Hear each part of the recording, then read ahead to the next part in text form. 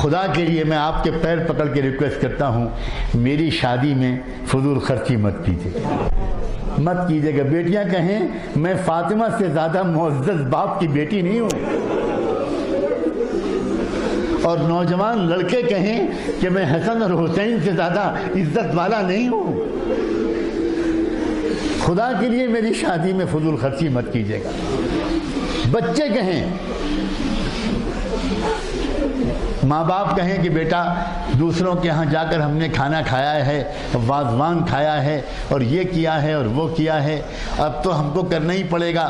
تو بیٹا خوشامد کرے، بحث تو نہ کرے، بڑوں سے خوشامد کرے۔ بیٹیاں کہیں، بیٹیاں اپنی ماں کے پیر پکڑ کے کہیں امی جو غلطی پہلے ہو گئی، لیکن اب اللہ کے غضب کو دعوت مت دیجیے۔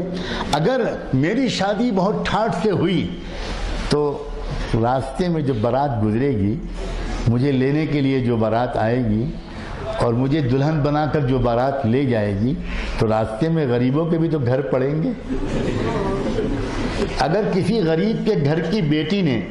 تکیے میں منہ چھپا کر رونا شروع کیا اور کسی غریب کے بیٹی نے یہ کہا اللہ میرا باپ بھی اگر مالدار ہوتا تو مجھے بھی تو کوئی رخصت کرنے کے لیے آتا، میرے گھر پہ بھی تو شہنائی بجتی، میرے گھر میں بھی تو سجاوٹ ہوتی، اللہ میں یتیم ہوں، میرے باپ کا انتقال ہو گیا، اللہ میرا باپ مزدوری کرتا ہے باغ میں، اللہ میرا باپ ایک معمولی سا ملازم ہے، بہت مالدار نہیں ہے، تو کیا اس کی سزا مجھے زندگی بھر بغیر شادی کے انتظار کر کے ملے گی؟ اگر کسی گونجتی، چیختی، چلاتی، ناچتی، گاتی بارات کو دیکھ کر اور سن کر کسی غریب کے بیٹی نے 2 آنسو بہا دیے، تو اللہ کی طرف سے یہ فیصلہ ہو سکتا ہے، فرشتوں سے کہا جا سکتا ہے اس شادی میں نحوست ڈال دو، میاں بیوی کے درمیان تعلقات خراب کر دو۔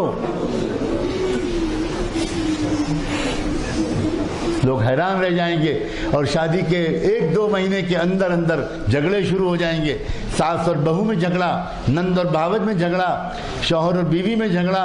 اور لوگ سمجھیں گے کہ یہ جھگڑا اس لیے ہو رہا ہے کہ کسی نے کچھ جادو کرا دیا اور کسی نے کچھ سفلی کرا دی۔ نہ جادو نہ سفلی، بلکہ بات یہ ہے کہ اس غریب کی کراہ پر اللہ کو غصہ آ گیا۔